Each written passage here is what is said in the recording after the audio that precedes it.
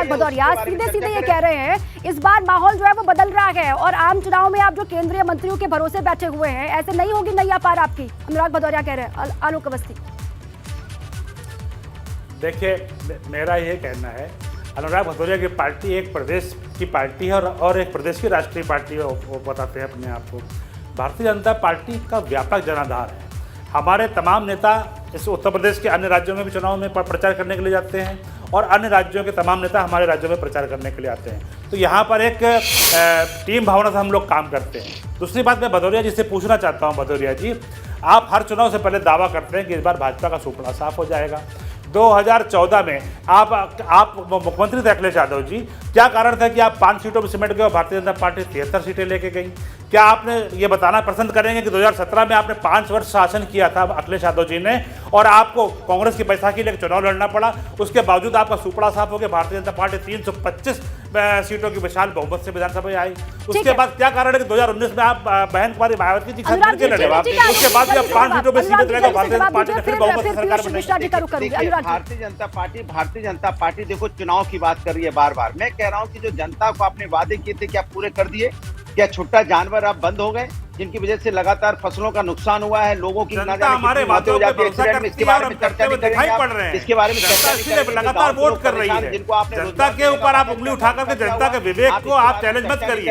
आप जनता की नब्ज नहीं पकड़ पा रहे हैं। तो खुशहाल भरोसा करती है पार्टी उत्तर प्रदेश के अंदर में सारी जनता भरोसा करती है हमारे ऊपर, जनता के आगे हमारे नेताओं की विश्वसनीयता है। तो अगर विश्वसनीयता नहीं होगी तो लगातार जनता के जो जनाधार मेडिकल कॉलेज यहाँ पे बनाए बताइए, बताइए आपने कितने पार। हम हर जिले में मेडिकल कॉलेज बना रहे हैं, हर जिले में मेडिकल कॉलेज बन रहा है। बताइए आप अपनी उपलब्धियों को बता रहे हैं और अनुराग भदौरिया आपकी खामियों को गिना रहे हैं। आप दोनों से मैं एक एक करके बात करूंगी क्योंकि एक एक करके बोलेंगे तो बात जाएगी। ठीक है, ठीक है अनुराग जी और आलोक जी, ठीक है। पीयूष मिश्रा जी, देखिए दोनों तो ये जो पार्टियां इस वक्त आप दोनों अलग अलग पार्टियों के प्रवक्ताओं को देख रहे हैं, वो तो मुख्य मुकाबले में एक दूसरे को मान रहे हैं।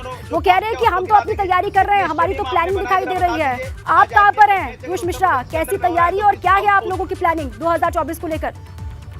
देखिए 2024 को लेकर पूर्वांचल की बेस्ड हमारी पार्टी मानी जाती है और इसी के नाते पूर्वांचल के सीटों के प्रभाव के नाते चाहे भाजपा रहा हो, चाहे लोकसभा में विधानसभा 17 का गठबंधन रहा और चाहे समाजवादी पार्टी रही हो, उससे 22 में समाजवादी पार्टी से गठबंधन है।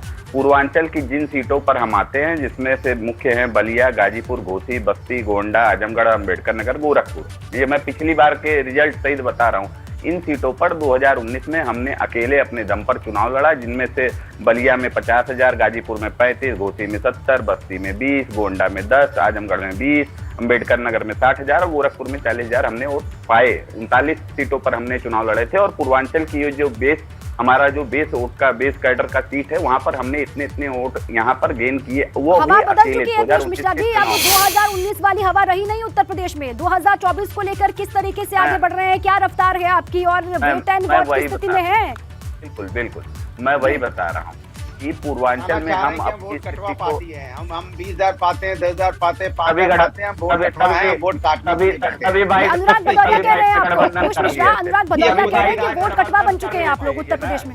नहीं सुनिए तभी ये बाइक हमसे गठबंधन कर लिए थे। अनुराग जी रुकिए ना प्लीज, बोलने दीजिए अनुराग जी। और जो आप ट्वीट की बात कर रही थी, अखिलेश जी की, और जो ये भाई साहब बता रहे हैं कि भाजपा दिल्ली की एक है, यूपी की एक है, तो ये अपनी सपा देख ले। राम गोपाल जी का बयान आता है कि संसद का स्वागत होगा, नए संसद का। अनुराग जी बोलने दीजिए ना।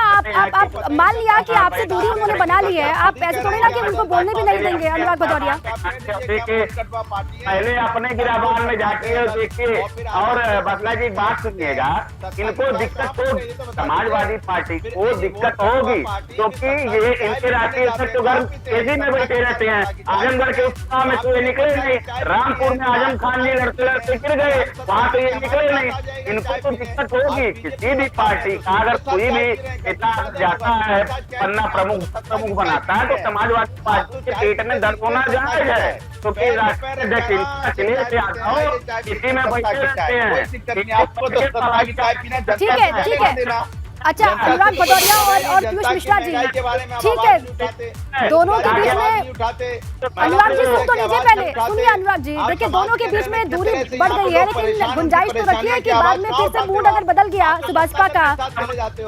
अनुराग जी, संघर्ष के आदि आए हो नहीं, जनता के लिए आपको संघर्ष करना नहीं आता, आपको तो सत्ता की मलाई खानी है, जो सत्ता चलिए ठीक है, इस तरीके से बात करेंगे आप लोग, अनुराग भदौरिया और पीयूष मिश्रा दोनों साथ में बोलेंगे तो बात निकल करके सामने कैसे आएगी? सत्ता की चाय, ठीक है, अरे नहीं, इनको तो बता रहे सत्ता की चाय पीते समझदार आप। चलिए ठीक है, आप तीनों ही रहे हमारे साथ।